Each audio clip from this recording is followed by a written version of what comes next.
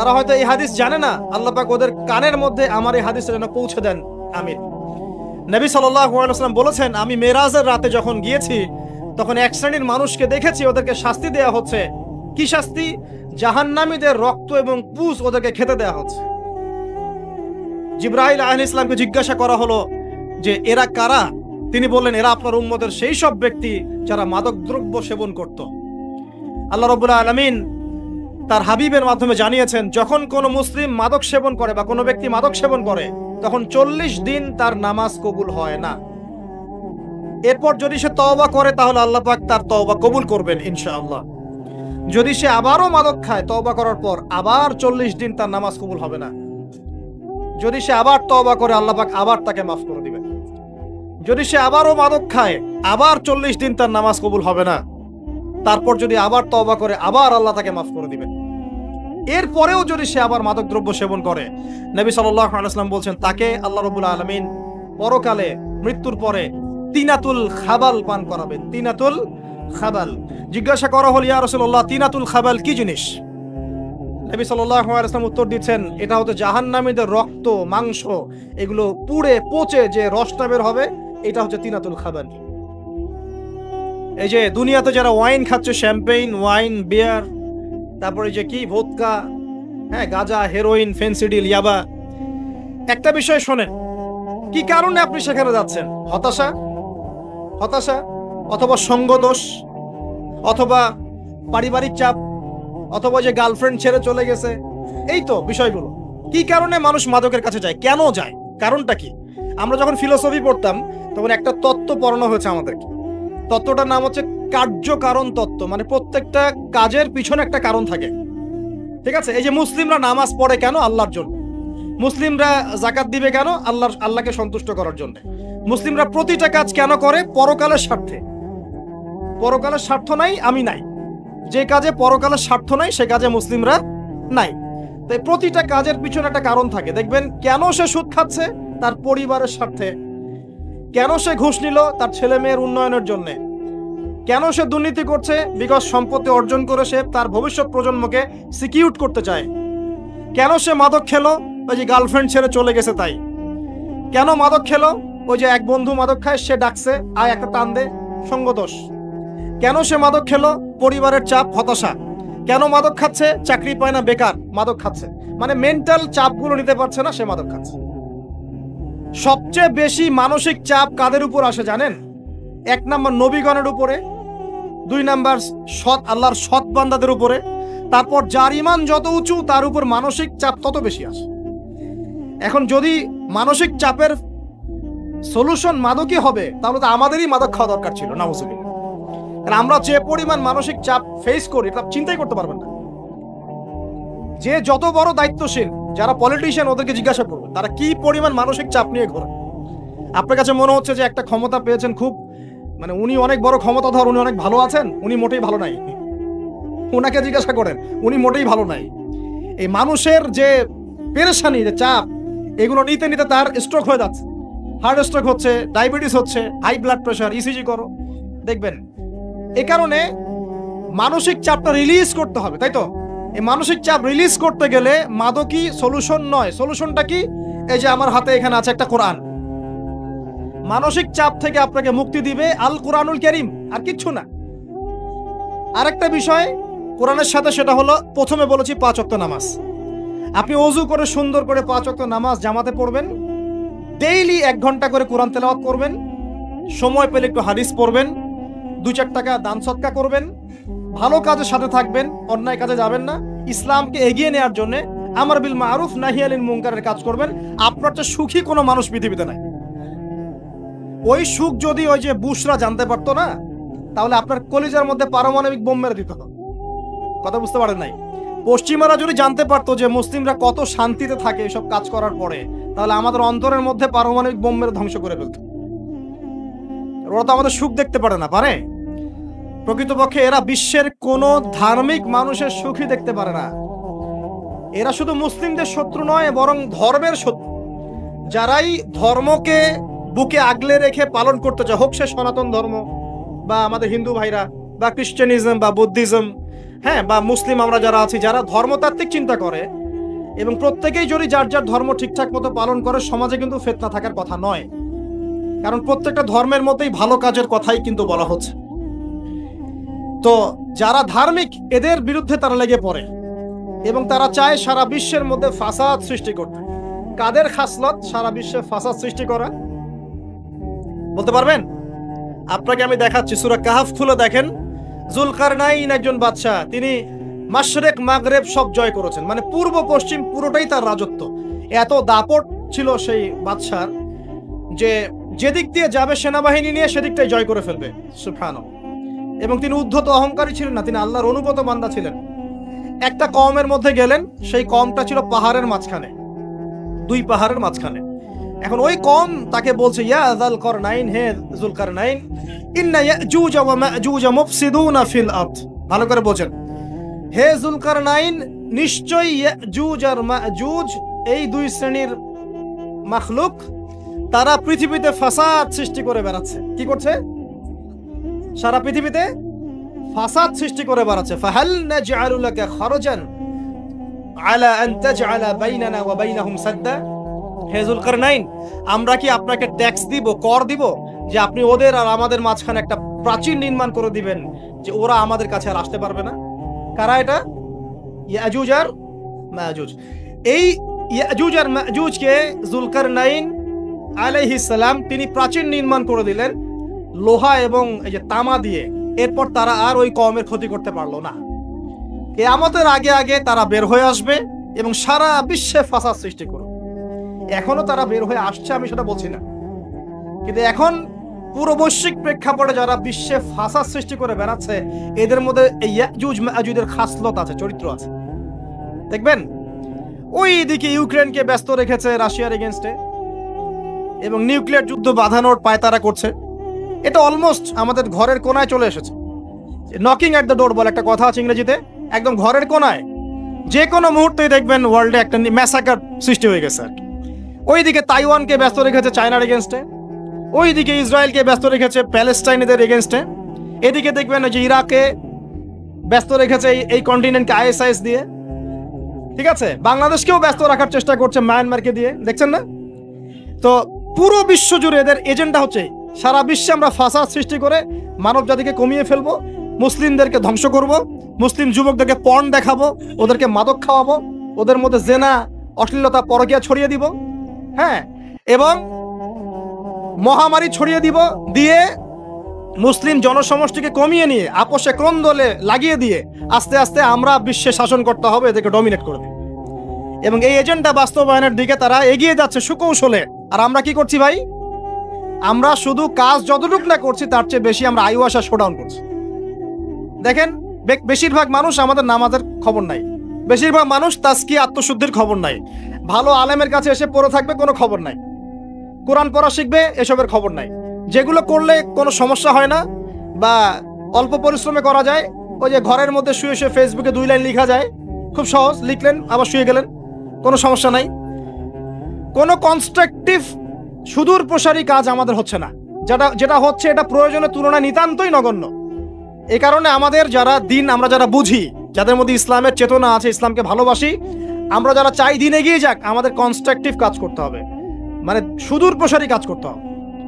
শৈথিল্যতাবাদীও হবেন না, আবার চরমপন্থীও হবেন না, মধ্যমপন্থী হয়ে ইসলামকে, কোরআনকে এবং হাদিসকে হাতে নিয়ে উম্মার ঐক্যের স্বার্থে, দেশ জাতি জনগণের ঐক্যের স্বার্থে এগিয়ে যান। আল্লাহ পাক আপনাদের হাতকে শক্তিশালী করুন, দোয়া করি। এখানে খুবই স্মার্ট হতে হবে এবং বেসিক কাজগুলো খুব বেশি করে করতে হবে। বেসিক কাজ কি ভাই? বেসিক কাজ হচ্ছে আপনার নামাজ, বেসিক কাজ আপনাকে কোরআন শিখতে হবে, বেসিক কাজ আপনাকে আরবি শিখতে হবে, বেসিক কাজ আপনি যেখানে পড়াশোনা করছেন এই পড়াশোনা করে ওই জ্ঞানটাকে দিয়ে ইসলামের খেদমতে আপনাকে কল্যাণে কাজ করতে হবে। বেসিক কাজ যেখানে আপনাকে আল্লাহ পাক দায়িত্ব দিবেন সেখান থেকেই আপনাকে দিনের খেদমত করতে হবে। ডক্টর হন, দিনের খেদমত করেন, ইঞ্জিনিয়ার হন, দিনের খেদমত করেন, পলিটিশিয়ান হন, কোনো আপত্তি নাই, আমরা আপনাকে ভোট দিব ইনশাল্লাহ, আমরা আপনাকেই ভোট দিব ইনশাল্লাহ। আপনি ওখানে গিয়ে দিনের খেদমত করেন, আল্লাহ পাক তৌফিক দান। কথা কি বুঝতে পারছেন? ইসলাম ক্ষমতা জোর করে আদায় করে নেওয়ার জন্য আসে নাই। আবু যার রাদিয়াল্লাহু আনহু কি বলছেন জানেন?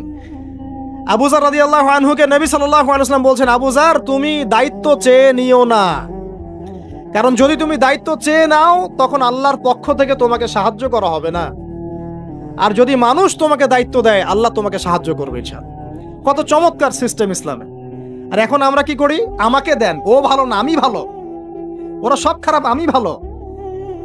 বুঝতে পারছেন না কিয়ামতের মাঠে কি কঠিন হিসাবটা দিতে হবে। আল্লাহ পাক আপনাদেরকে বোঝার তৌফিক দান করুন।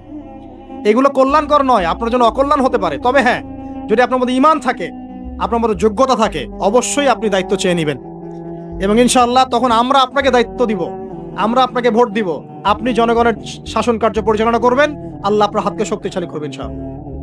আল্লাহ পাক আমাদের নিচু থেকে উঁচু মহলের সবাইকে হেদায়েত দান করুন, দোয়া করি। ইসলাম কারো শত্রু নয়। মুসলিমের রক্ত ঝরানোর জন্যে, কল্লা কাটার জন্য আমরা কিন্তু পৃথিবীতে আসি নাই। আমরা আমাদের আসল শত্রুদেরকে চিনতে ভুল করেছি, এই কারণে আমরা আপোষে হানাহানি কাটাকাটির মধ্যে লিপ্ত আছি। এই যে সামনে যে কি হবে আল্লাহ ভালো জানেন।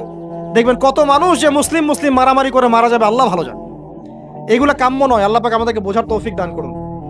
দেখুন ভাই, এই যুগের কথা বলতে গিয়ে এখানে আসলাম।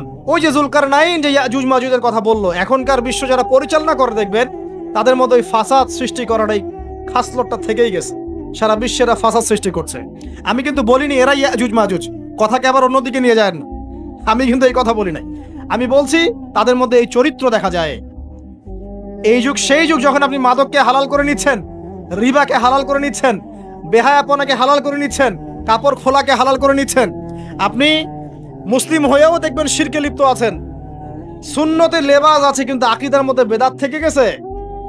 আপনি মুসলিম হয়ে হালাল হারাম রিজিকের পরোয়া করছেন না, দিনের বেসিক জিনিসগুলো শিখছেন না। আল্লাহ পাক এই যুগের ফিতনাগুলো থেকে আমাদের মুসলিমদেরকে হেফাজত করুন, আমিন। কিভাবে সাফল্য অর্জন করবেন আমি একটা পয়েন্ট আজকে উল্লেখ করে এই পয়েন্ট থেকে আলোচনার গুটিয়ে নিব ইনশাআল্লাহ। আমি জাস্ট একটা পয়েন্ট বলছি আপনাকে, সব কথা একদিনে বলা সম্ভব না। আল্লাহ রাব্বুল আলামিন বলছেন কদ আফলাহা মান যাক্কাহা, সে ব্যক্তি সফল হয়ে গেছে যে ব্যক্তি তার আত্মাকে পরিশুদ্ধ করতে পেরেছে। ওয়া কদ খাবা মান দাসাহা, যে ব্যক্তি আত্মাকে পরিশুদ্ধ করতে পারে নাই সে ব্যক্তি ধ্বংস হয়ে গেছে। কিভাবে পরিশুদ্ধ করবেন? তিনটা হাদিস আপনাকে আগে শোনাই। এক, আল্লাহ রাব্বুল আলামিনের হাবিব মুহাম্মদ সাল্লাল্লাহু আলাইহি ওয়াসাল্লাম, দরুদ পড়েন, বলেন সাল্লাল্লাহু আলাইহি ওয়াসাল্লাম। তিনি বলছেন যে আল্লাহর এমন কিছু বান্দা আছে যারা জান্নাতে প্রবেশ করবে যাদের অন্তরটা হবে পাখির মতো নরম। কার মতো? পাখির মতো। একটা হাদিস শুনলেন। দুই নম্বর হাদিস, আল্লাহর রাসূল সাল্লাল্লাহু আলাইহি ওয়াসাল্লাম বলছেন শহীদদের আত্মা যখন আল্লাহর কাছে পৌঁছায়, আল্লাহ রাব্বুল আলামিন সেই আত্মাগুলোকে সবুজ রঙের কিছু পাখির মধ্যে প্রদান করেন এবং সেই পাখিগুলো আরশের নিচে লণ্ঠন আছে এখানে বসে থাকে এবং তারা জান্নাতের যে কোনো জায়গায় যায়, ঘুরে খাবার খায়, আবার ফিরে আসে। আল্লাহ পাক তাদেরকে বলেন যে তোমরা কি চাও, তোমরা কি চাও? শহীদরা কিচ্ছু বলতে পারে না, কি চাইবো? আল্লাহ এত নিয়ামত দিয়েছেন, কি চাইবো? যখন আল্লাহ বারংবার প্রশ্ন করতে থাকেন তোমরা কি আর কিছু চাও, তোমরা কি আর কিছু চাও, তোমরা কি আর কিছু চাও, তখন শহীদরা শেষে বুঝে যে আমাদের কিছু না কিছু তো বলতে হবে এখন। তখন তারা বলে হে আল্লাহ, আমরা আরো একবার পৃথিবীতে যেতে চাই এবং তোমার পথে জীবন দিয়ে আবার ফিরে আসতে চাই। আল্লাহ পাক বলেন এই সুযোগ তো আর নেই, অতএব তোমাদের আর কিছু চাওয়ার নেই, তোমরা এখানেই থাকো। আরেকটা হাদিস শোনেন, রাসূলুল্লাহ সাল্লাল্লাহু আলাইহি ওয়াসাল্লাম বলেছেন, এই হাদিসটা ওমর রাদিয়াল্লাহু আনহু থেকেও এসেছে, যে তোমরা যদি, হে মানব জাতি বা হে মুসলিমরা, তোমরা যদি আল্লাহর কুল করতে, ভরসা করার মতোই ভরসা করতে, আল্লাহ পাক তোমাদেরকে পাখিদেরকে যেমন করে রিজিক দেন তোমাদেরকে ঠিক সেইভাবে রিজিক দিতেন। তোমরা কি লক্ষ্য করো না যে পাখিরা খালি পেটে বের হয়ে যায় বাসা থেকে সকালবেলা এবং সন্ধ্যাবেলা ভরা পেটে বাসায় ঢোকে? আপনাকে যে তিনটা হাদিস শোনালাম, এই তিনটা হাদিসে একটা শব্দ হচ্ছে কমন। শব্দটা কি বলেন? পাখি। পাখি কি? পাখি। আল্লাহ রাব্বুল আলামিন পাখিদের কাছ থেকে আমাদেরকে শিখতে বলছেন এবং বলছেন যে পাখিদের মনটা হয় খুব নরম, খুব সফট এবং তারা আল্লাহর প্রতি তাওয়াক্কুল করে পূর্ণ মাত্রায়। তারা সকালবেলা ভোরবেলা বের হয়ে যায় এবং সন্ধ্যাবেলা বাসায় ফেরে, খালি পেটে বের হয়, ভরা পেটে বাসায় ফেরে।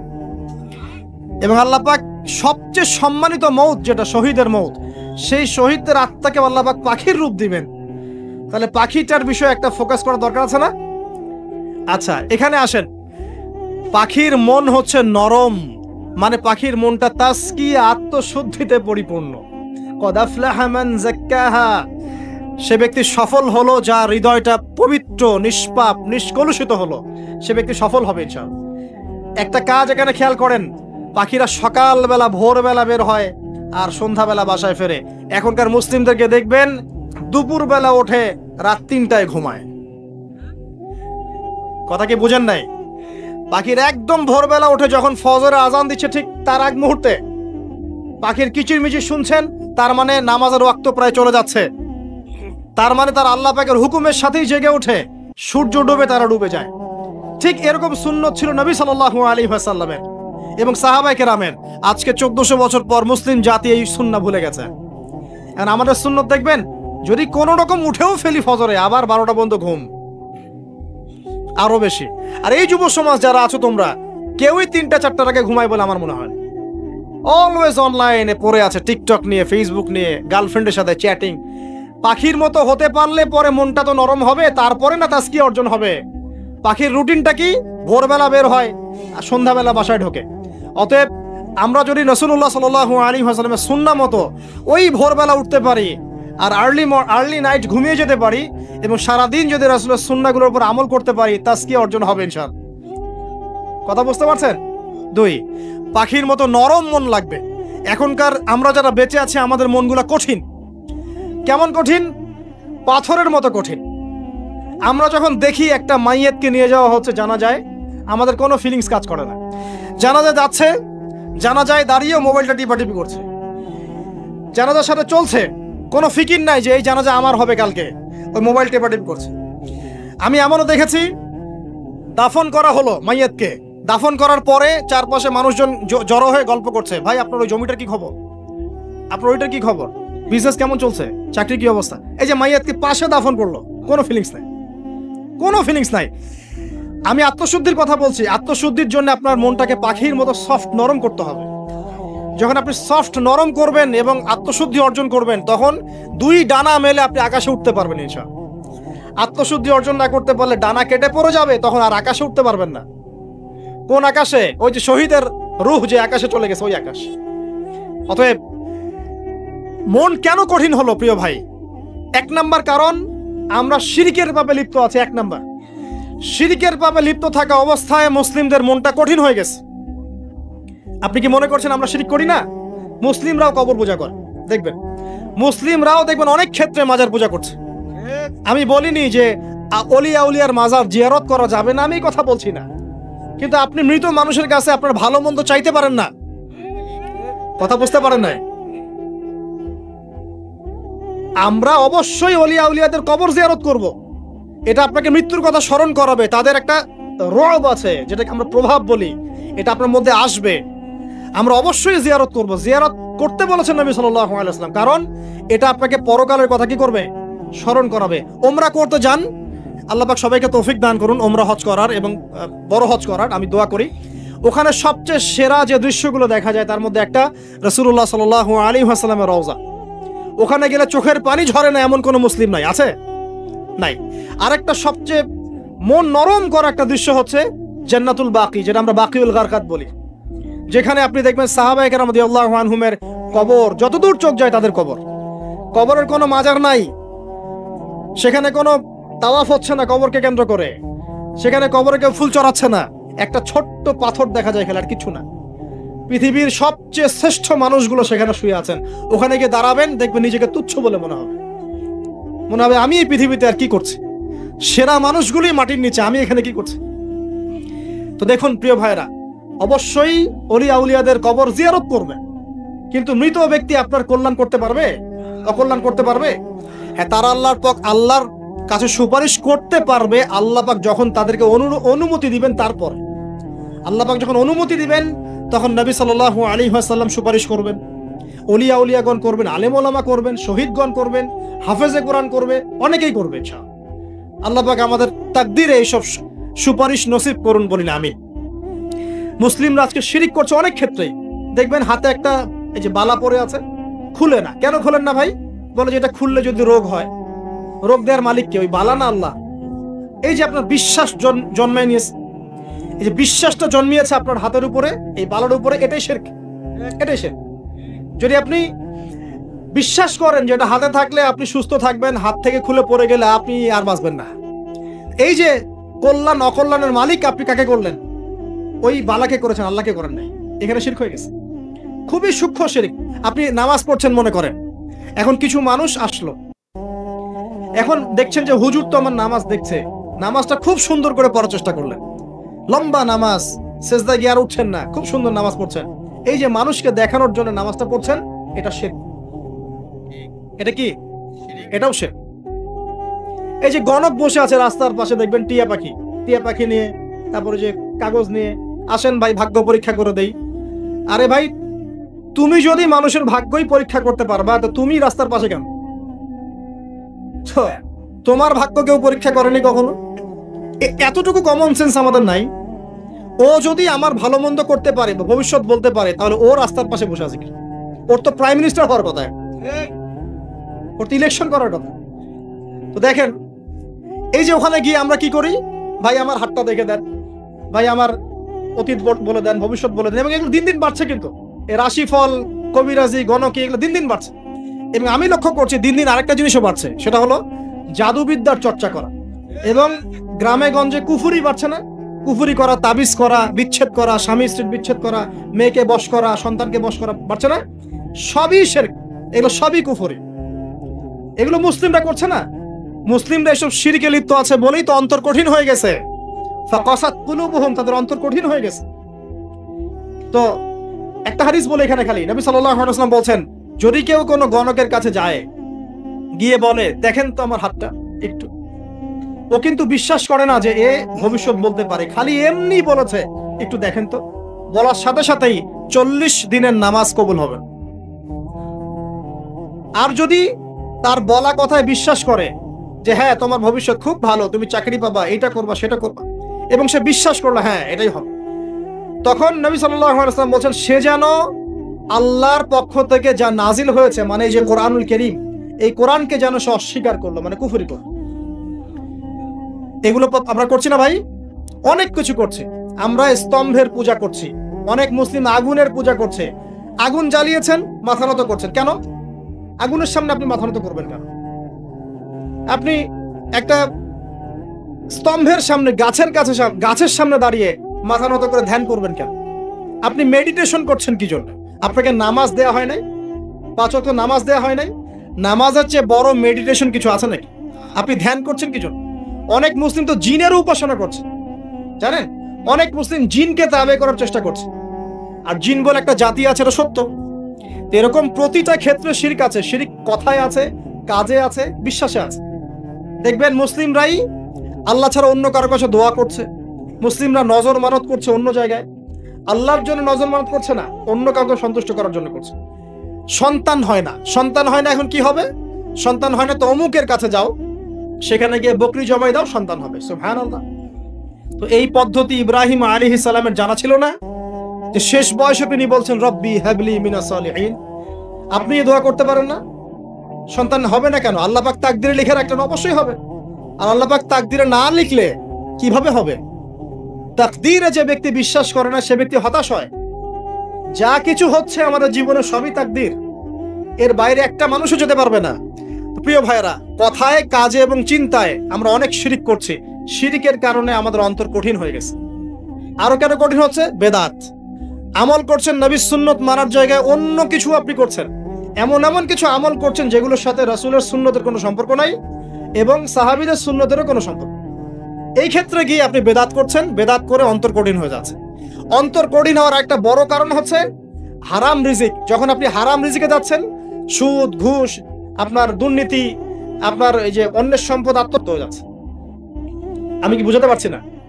হারাম রিজিক যখন আপনার শরীরে ঢুকছে, অন্তরটা শক্ত হয়ে যাচ্ছে। একটা হাদিস যথেষ্ট। আল্লাহ রাসূল বলেছেন ইন্নাল্লাহা তাইয়্যিব লা ইকবালু ইল্লা তাইয়্যিব। আল্লাহ পাক পবিত্র সত্তা, তিনি পবিত্র ছাড়া কবুল করেন না। আপনি 10টা হজ করে আসেন, চুরির টাকা দিয়ে, ডাকাতির টাকা দিয়ে, আত্মসাতের টাকা দিয়ে, দুর্নীতির টাকা দিয়ে, যদি কবুল হয় তাহলে কোরআন সুন্নাহ মিথ্যা হয়ে যাবে। নাউজুবিল্লাহ। কথা কি বুঝতে পারছেন না? আল্লাহ রাব্বুল আলামিন বলছেন আল্লাহ পাক পবিত্র পবিত্র ছাড়া কবুল করেন না, হারাম রিজিক দিয়ে ইবাদত কবুল হয় না। আমরা ওই যে রংপুর অঞ্চল একবার ওই যে হারাগাছ একটা অঞ্চল আছে না, সেখানে গিয়েছিলাম। সেখানে মাশাআল্লাহ আবার বিড়ির অনেক ফ্যাক্টরি আছে। কিসের? বিড়ি তো হালাল নাকি, তামাক তো হালাল নাকি। তো সেখানে বিড়ি ফ্যাক্টরির অনেক মালিক আছে এবং তারা মসজিদ কমিটির অনেক দায়িত্বপ্রাপ্ত আছে। মুসলিমদের গায়রত্ব এখন নাই, মুসলিমরা এদেরকে আবার মসজিদ কমিটির সদস্য বানিয়ে নয়। বস্তুবাদিতা, দুনিয়া, সারাদিন দুনিয়ার ফিকির, দুনিয়ার চিন্তা, খাবো কি, পরবো কি, ব্যাংক ব্যালেন্স, টাকা পয়সা, স্ট্যাটাস, সারাটা দিন দুনিয়ার দুনিয়া। ঘুম থেকে ওটা থেকে নিয়ে শুরু করে ঘুমানো পর্যন্ত খালি দুনিয়া। যারা দুনিয়ার নেশায় মত্ত হয়ে আছে এদের অন্তরটা কঠিন হয়ে যায়, এই অন্তরটা পাখির মতো হতে পারে। ঠিক আছে কথা? যারা দুনিয়ার নেশায় মত্ত হয়ে আছেন এই অন্তরটা কঠিন হয়ে যাবে, পাখির মতো হতে পারবে না। তারপর কি? আরো সামনে যান। দিনই জ্ঞান চর্চা না করা অন্তর কঠিন হওয়ার কারণ। আর কি কারণ? পাপ করা, পাপ। যত বেশি আপনি পাপ করবেন, যত বেশি পর্ন দেখবেন, যত বেশি মাদক খাবেন, যত বেশি জুয়া খেলবেন, যত বেশি অহেতুক সময় নষ্ট করবেন, যত বেশি আপনি অন্যের ক্ষতি করবেন, ঠিক আছে, নিরপরাধ মানুষের উপর নির্যাতন করবেন, যত বেশি আপনি পাপ করবেন, পাপ, এই পাপ করতে করতে করতে মানুষের অন্তর কঠিন হয়ে যায়। ইবনুল কাইয়্যিম রাহিমাহুল্লাহ বলেছেন যে পাপ করতে থাকলে মানুষের অন্তর কঠিন হয়ে যেতে থাকে এবং ইস্তেগফার আর জিকির করলে গিয়ে মানুষের অন্তর আবার নরম হতে থাকে। পাপের উপর পাপ করতে থাকলে মানুষের অন্তর কঠিন হতে থাকে। এ বিষয়ে রাসূলুল্লাহ সাল্লাল্লাহু আলাইহি ওয়াসাল্লাম বলেছেন, যখন মানুষ একটা পাপ করে কলবের মধ্যে একটা কালো দাগ পড়ে যায়, যখন আরো একটা পাপ করে আরেকটা কালো দাগ পড়ে যায়। এভাবে যখন পাপ করতেই থাকে তখন পুরো কলবটাই কালিমা পূর্ণ হয়ে যায়। এই অবস্থায় যদি সে তওবা করে আল্লাহ পাক মাফ করে দিবেন। যদি এই অবস্থায় তার মৃত্যু হয়ে যায়, তার আত্মাটা থেকে দুর্গন্ধ বের হতে থাকে, যে আত্মাটা কবজ করতে পর্যন্ত মালাকুল মউত মানে ঘৃণা পোষণ করে। কথা কি বুঝতে পারছেন? যখন অন্তর পাপ করতে করতে কলুষিত হয়ে যাবে, ওয়াকাদ খাবা মান দাসাহা, যখন পাপ করতে করতে অন্তর কলুষিত হয়ে যাবে, তখন আপনার এই মালাকুল মউত পর্যন্ত ওই আত্মাটাকে বের করার সময় ঘৃণা করবে, দুর্গন্ধযুক্ত। আল্লাহ পাক আমাদেরকে পাপ থেকে বাঁচিয়ে রাখুন। আমিন। এরকম কিছু কাজ আছে, বস্তুবাদিতা, শিরক, বেদাত, হারাম রিজিক, সারাদিন দুনিয়ার ফিকির নিয়ে থাকা, ঠিক আছে, অন্যের ক্ষতি করা, পাপ কন্টিনিউয়াসলি করতে থাকা এবং দিন ছেড়ে দেওয়া, দিনের এলেম ছেড়ে দেওয়া, আল্লাহ পাকের আনুগত্য ছেড়ে দেওয়া, এই কাজগুলো করতে থাকলে মানুষের অন্তর কি হয়? কঠিন হয়ে যায়। এখন সলিউশন কি বলেন? 5 মিনিটে আমি সলিউশন বলছি, কেমন করে আপনি এটাকে নরম করবেন আর পরিশুদ্ধতা অর্জন করবেন এবং ওই পাখির মতো মুক্ত আকাশে উড়বেন। কিভাবে বলবো? 1 নাম্বার, অবশ্যই শিরক ত্যাগ করতে হবে। কি করতে হবে? শিরক ত্যাগ করতে হবে। আল্লাহ পাকের তাওহীদের উপর থাকতে হবে। আল্লাহ পাক তৌফিক দান করুন। লং কিছু বলার সময় নাই আমার হাতে, একটা বই বলছি, কিতাবুত তাওহীদ। কি নাম? কিতাবুত তাওহীদ। এই বইটা অনেক ভার্সন বাজারে বের হয়েছে, কিনে দেখবেন শিরক কত প্রকার, কি কি, তাওহীদ কাকে বলে, কত প্রকার কি কি। যেটা বুঝবেন না মাদ্রাসা চলে যাবেন, আলেম ওলামার কাছে গিয়ে জিজ্ঞাসা করুন, হুজুর এটা বুঝি নাই। ঠিক আছে? 1 নাম্বার, শিরক ত্যাগ করতে হবে। 2 নাম্বার, আপনাকে তাওহীদে থাকতে হবে। এটা এক, অন্তর নরম করার কথা বলছি। 2 নাম্বার, সুন্নতের উপর আমল করতে হবে। ওই যে পাখির কথা বললাম, যে সকালবেলা বের হয় আর সন্ধ্যাবেলা কি করে? বাসায় ফেরে। খালি পেটে বের হয়, ভরা পেটে বাসায় ফেরে। তার মানে আমাদেরকেও সকাল সন্ধ্যাটা কাটাতে হবে নবী সাল্লাল্লাহু আলাইহি ওয়াসাল্লামের সুন্নত। যখন তিনি ঘুমাতেন তখন ঘুমাবেন, যখন উঠতেন তখন উঠবেন, বাকি কাজ যেমন করে করতেন তেমন করে করবেন, তখন অন্তর ইনশাআল্লাহ নরম হয়ে যাবে। ঠিক আছে ভাই? 2। 3 নাম্বার, 5 ওয়াক্ত নামাজ জামাতে। নামাজ আপনাকে যে কোনো পাপ থেকে বাঁচাবে ইনশাআল্লাহ। ভাই জেনা করছেন, নামাজ পড়েন। পর্নোগ্রাফি দেখেছেন, তাও তওবা করে নামাজ পড়েন। আপনি হারাম অ্যাফেয়ার্সে আছেন, হতাশ হয়েন না, নামাজ পড়েন। গোনা ছাড়তে পারছেন না, নামাজ পড়েন। সুদ খাচ্ছেন, নামাজ পড়েন। আপনি পতিতালয়ে গিয়েছেন, নামাজ পড়েন। বেপর্দা চলছেন, তাও নামাজ পড়েন। আপনি অন্যের হক নষ্ট করেছেন, তাও নামাজ পড়েন। যে পাপই করেছেন, নামাজটা পড়েন। নামাজ আপনাকে সমস্ত পাপ থেকে বাঁচিয়ে রাখবে ইনশাআল্লাহ। ইনশাআল্লাহ আস্তে আস্তে ইনশাআল্লাহ দেখবেন সব পাপ থেকে আপনি দূরে চলে আসছেন ইনশাআল্লাহ তাআলা। 3 নাম্বার নামাজ। 4 নাম্বার, বেশি থেকে বেশি, ভাই শোনেন, বেশি থেকে বেশি পরকালের ফিকির করবেন। খালি পরকালের চিন্তা করবেন যে আমাকে মৃত্যুবরণ করতে হবে, কবরে যেতে হবে, পুলসিরাত পার হতে হবে, আল্লাহর সামনে দাঁড়াতে হবে। যত বেশি আপনি আল্লাহর ফিকির করবেন, পরকালের ফিকির করবেন, আপনার মনটা নরম হয়ে যাবে ইনশাআল্লাহ, মনটা শক্ত হবে। 5 নাম্বার, মানুষের সাথে খুব বেশি মেলামেশা করবেন। মানুষের সাথে খুব বেশি মেলামেশা করলে ইবনুল কাইয়িম রাহিমাহুল্লাহ বলেছেন অন্তর কঠিন হয়ে যায়। কারণ মানুষ আপনাকে গীবত করাবে, হ্যাঁ, মানুষ খারাপ কাজে নিয়ে যাবে, বেফাস কথাবার্তা বলবেন, হয়তো বেফাস কাজ করবেন, ফুজুল কি বাত করবেন, এগুলো করতে গিয়ে আপনি দেখবেন অন্তর কঠিন হয়ে গেছে। এত বেশি মানুষের সাথে মেলামেশার দরকার নাই, প্রয়োজন যতটুকু ততটুকু করবেন। ঠিক আছে, আল্লাহ পাক তৌফিক দান করুন, আমিন। কটা বললাম? 5, 6। আমার সবচেয়ে প্রিয় নসিহত, প্রত্যেক দিন মিনিমাম 1 ঘন্টা করে কোরআন তেলাওয়াত করবেন বুঝে। আমি বলিনি না বুঝে করলে কোনো নেকি হবে না, প্রত্যেক হরফে 10 নেকি হবেই হবে, কিন্তু আপনি করবেন বুঝে ইনশাআল্লাহ। যখন বুঝে আপনি প্রত্যেক দিন 1 পারা করে বা 1 ঘন্টা করে কোরআন তেলাওয়াত করবেন, আপনার কলিজা, আপনার কলব নরম হতে বাধ্য, এবং আপনার অন্তরে আল্লাহ নূর নেমে আসবে ইনশাআল্লাহ। দেখবেন আপনার কলব থেকে সমস্ত এই যে পঙ্কিলতা, কলুষতা ইনশাআল্লাহ চলে যাবে ইনশাআল্লাহ তাআলা। দুটো জিনিস অন্তরকে পবিত্র করে ফেলে, এক হচ্ছে কোরআন তেলাওয়াত, আর এক হচ্ছে বেশি থেকে বেশি আল্লাহর জিকির এবং ইস্তেগফার। তো কোরআন তেলাওয়াত বাড়িয়ে দেন, আল্লাহ পাক সবাইকে কোরআন তেলাওয়াত করার তৌফিক দান করুন, আমিন। যারা শেখেন নাই আজকে ওয়াদা করেন যে কোরআন আপনারা বিশুদ্ধ করে পড়া শিখবেন, ওয়াদা করেন। আগামী রমজান আসার আগেই 1 খতম দেওয়া চাই, পারবেন? এবং কোরআনের চর্চা বাড়িয়ে দিবেন, প্রত্যেক দিন কিছু করেন না করেন কোরআন তেলাওয়াত করতে হবে, ঠিক আছে? আল্লাহ পাক তৌফিক এনায়েত করুন, আমিন। আর বুঝে পড়ার চেষ্টা করবেন। একটা সহজ তাফসীর বলে দেই, মারিফুল কোরআন বাসায় আছে না? মারিফুল কোরআন, তাফসীর ইবনে কাসির বাসায় নাই, জালালাইন বাসায় নাই, বাসায় নাই কিনেন। সারাদিন তো অনেক টাকা পয়সা খরচ করছেন, 3টা তাফসীর কিনেন, জালালাইন কিনেন, মারিফুল কোরআন কিনেন, ইবনে কাসির কিনেন, বাসায় গিয়ে পড়া শুরু করেন। পারবেন না? যে আয়াতটা বুঝবেন না, ওলামায়ে কেরামের কাছে যাবেন, গিয়ে বলবেন হুজুর এটা বুঝি নাই, বুঝাই দেন। নিজে নিজে ব্যাখ্যা করতে যাবেন, ব্যাখ্যা করলে দেখবেন একটা পণ্ডিত বেরোছে, কিছু পণ্ডিত কোরআন পরে বলে কোরআনই মানি হাদিস মানি না। এরকম পণ্ডিত দেখেন না? কোরআনই মানি হাদিস আর মানি না, কারণ আল্লাহ নাকি নাউজুবিল্লাহ কোরআনে নাকি আল্লাহ পাক হাদিস মানতে বলে নাই, ও নাকি পায় না।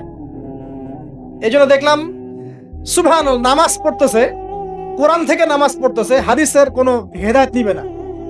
মানে কিরকম যে হাত আবার ঠিকই বাঁধতেছে, হাত বাঁধতেছে, রুকু করতেছে, সেজদা করতেছে, এগুলো আবার কোথায় পাইলো আল্লাহ ভালো জানে। হাত এভাবে বাঁধতেছে, এভাবে হাতটা বাঁধা কোরআনে কোথায় আছে আমি পাইলাম না কোথাও, ঠিক আছে? হাদিস ছাড়া কি এগুলো আসবে?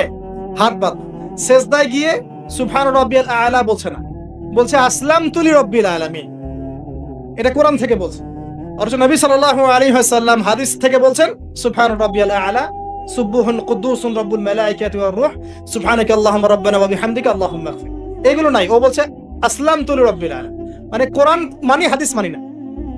এত বেশি পণ্ডিত হওয়ার দরকার নাই, এরা হচ্ছে ইচরা পাকা টাইপের পণ্ডিত। ওমর রাদিয়াল্লাহু আনহুর যুগে বেঁচে থাকলে এদেরকে পিটাই সোজা করে ফেলাইতেন, ফাইজলামি শুরু করছে, কোরআন মানি হাদিস মানি না। আল্লাহ পাক কোরআনে বলছেন ওয়ামা আতাকুমুর রাসূলু ফাখুযু, রাসূল যা দিয়েছেন তা গ্রহণ করো, ওয়ামা নাহাকুম আনহু ফান্তাহু, রাসূল যা নিষেধ করছেন দূরে থাকো। রাসূল যা দেন সেটা হাদিস না, রাসূল যা দেন সেটা সুন্নাহ না, সুন্নাহ তো সে মানেই না, আলটিমেটলি সে কোরআনই মানেন। তো আসল কথা হচ্ছে এইসব ফিতনা থেকে বেঁচে থাকবেন, কোরআন তেলাওয়াত বাড়িয়ে দেন। কয়টা বলছি? 5টা 6টা। 7 নাম্বার, বেশি থেকে বেশি ইস্তেগফার, সারাদিন পড়বেন আস্তাগফিরুল্লাহ ওয়া আতুবু ইলাইহি, আস্তাগফিরুল্লাহ ওয়া আতুবু ইলাইহি, আস্তাগফিরুল্লাহাল্লাযী লা ইলাহা ইল্লা হুয়াল হাইয়ুল কাইয়ুম ওয়া আতুবু ইলাইহি। প্রত্যেকদিন পড়তে থাকবেন 100 বার করে। কতবার করে? 100 বার। 8 নাম্বার, বেশি বেশি আল্লাহর জিকির, চলতে ফিরতে জিকির, সুবহানাল্লাহ, আলহামদুলিল্লাহ, লা ইলাহা ইল্লাল্লাহ, আল্লাহু আকবার, লা হাওলা ওয়ালা কুওয়াতা ইল্লা বিল্লাহ, বলবেন হাসবুনাল্লাহু ওয়া নি'মাল ওয়াকিল, ঠিক আছে? সুবহানাকা আল্লাহুম্মা রাব্বানা ওয়া বিহামদিকা আল্লাহুম্মা ইগফিরলি, সুবহানাল্লাহি ওয়া বিহামদিহি আদাদা খালকিহি ওয়া রিদা নাফসিহি ওয়া জিনাতা আরশিহি ওয়া মিদাদা কালিমাতিহি। যত জিকির আছে সব করুন, জিকির বাড়াবেন, যত জিকির বাড়াবেন অন্তর পরিশুদ্ধ হবে ইনশাআল্লাহ আযজা ওয়া জাল। কয়টা বলছে? 8। আর 2টা বলি, 9। অন্যের হক নষ্ট করবেন না। অন্যের হক নষ্ট করলেই মন কঠিন হয়ে যাবে। অন্যের হক নষ্ট করবেন না, বরং মানবতার কল্যাণে কাজ করেন। যে কাজগুলো মানব সেবামূলক সেগুলো করেন, রক্তদান কর্মসূচি করেন, গাছ লাগান, এতিমের মাথায় হাত বোলান, বিধবার খোঁজ খবর নেন, ঠিক আছে? মেয়েদের সেলাই মেশিন কিনে দেন, মানুষের উপকারে কাজ করেন, দেখবেন আপনার মনটা নরম হয়ে যাবে। যার মন নরম এবং যার মনের মতো সততা আছে, আল্লাহ পাক ইনশাআল্লাহ সেখানে অবশ্যই হেদায়েত ঢালবে ইনশাআল্লাহ। আর 10 নাম্বার সবচেয়ে শেষ হচ্ছে যে কবর জিয়ারত করবেন বেশি বেশি করে, এবং নিজের মৌতের কথা স্মরণ করে আল্লাহর কাছে বেশি বেশি দোয়া করবেন। কি দোয়া করবেন? ইয়া মুকাল্লিবাল কুলুব সাব্বিত কলবি আলা দীনিক ইয়া মুসাররিফাল কুলুব সাররিফ কুলুবানা আলা তাআতিক। এই দোয়াগুলো করবেন ইনশাআল্লাহ। এবং কবর জিয়ারত করবেন সপ্তাহে সপ্তাহে, পারলে 2 দিন 3 দিন পর পর কবরস্থানে যাবেন, ইনশাআল্লাহ দেখবেন আপনার মন নরম হবে ইনশাআল্লাহ আযজা ওয়া জাল্লা। এখনকার এই সভ্যতা এসে কবরস্থানকে সমাজ থেকে দূরে সরিয়ে দিয়েছে। অথচ আগে মুসলিমদের কবরস্থান ছিল মসজিদের পাশে, 5 ওয়াক্ত নামাজ পড়তো, কবর জিয়ারত করে বাসায় যেত, 5 ওয়াক্ত নামাজ পড়তে আসতো, কবরকে দেখতো, পরকালে কথা স্মরণ হতো। এখন কবরস্থান ওই যে দূরে, সারা জীবনে একবার যায় কিনা সন্দেহ আছে। এই 10টা কাজ যদি আপনারা করতে পারেন ইনশাআল্লাহ তাআলা, আমাদের কলবটা ইনশাআল্লাহ নরম হবে, আত্মশুদ্ধি অর্জিত হবে। আর এগুলোর পাশাপাশি অবশ্যই আল্লাহওয়ালা আত্মশুদ্ধিওয়ালা মানুষের সোহবতে গিয়ে থাকবেন। আল্লাহওয়ালা আত্মশুদ্ধিওয়ালা মানুষের সোহবতে গিয়ে থাকলে তাদেরকে দেখেই দেখবেন মনটা নরম হয়ে যাবে ইনশাআল্লাহ। ইলমি পরিবেশে থাকেন, দ্বীনি পরিবেশে থাকেন, আমর বিল মারুফ নাহি আনিল মুনকারের কাজ করেন। 3 দিন 7 দিন 40 দিন যতদিন পারেন আল্লাহর পথে সময় লাগান। আমি এটাকে আপনার আত্মশুদ্ধির জন্য বলছি, এটাই একমাত্র পথ পদ্ধতি আত্মশুদ্ধির, এটা বলছি না। এখানে গেলে আপনি ইনশাআল্লাহ আপনার ইসলাহ এবং সংশোধনের জন্য কাজ করতে পারবেন। আল্লাহ রাব্বুল আলামিন আমাদের সবার কলবগুলোকে পরিচ্ছন্ন করুন। আল্লাহ পাক আমাদের সবাইকে শিরকের পাপ থেকে বাঁচিয়ে রাখুন, হৃদয় কঠিন হওয়া থেকে বাঁচিয়ে রাখুন। আল্লাহ পাক আমাদেরকে বেশি থেকে বেশি কোরআন তেলাওয়াত করার তৌফিক দান করুন, দ্বীনি জ্ঞান চর্চা করার তৌফিক দান করুন। আল্লাহ পাক আমাদের সবাইকে হারাম রিজিক, জেনা, সুদ, ঘুষ থেকে বাঁচিয়ে রাখুন। আল্লাহ পাক আমাদেরকে পরকালীন চেতনায় এই দুনিয়ার জীবন কাটানোর তৌফিক এনায়েত করুন, আমিন। আমরা আজকে এই যে পাখিদের মতো অন্তর নিয়ে কথা বললাম, আমরা যদি এই আমলগুলোর মধ্য দিয়ে অন্তরটাকে পবিত্র করতে পারি, ইনশাআল্লাহ ওই শহীদদের যে নরম পাখির অন্তর, সেটা আমরা লাভ করতে পারবো ইনশাআল্লাহ। এবং আরশের নিচে আল্লাহ রাব্বুল আলামিন আমাদেরকে ছায়া দিবেন ইনশাআল্লাহ তাআলা। আল্লাহ পাক আমাদের সবাইকে পাখি থেকে শিক্ষা নেওয়ার তৌফিক দান করুন, পাখির মতো মুক্ত আকাশে ডানা মেলার তৌফিক আল্লাহ পাক দান করুন, আমিন। আমাদের এখানে ব্যাগ যাবে, আপনারা একটু কষ্ট করে যার কাছে যতটুকু আছে যতটুকু